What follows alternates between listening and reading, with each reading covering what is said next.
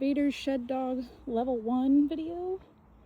I have a mule deer antler and some dog bone antler scent to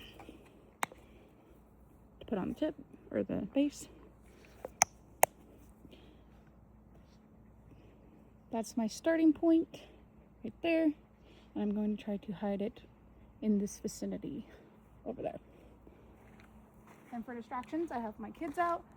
There's cars going by, and there's someone working on their car.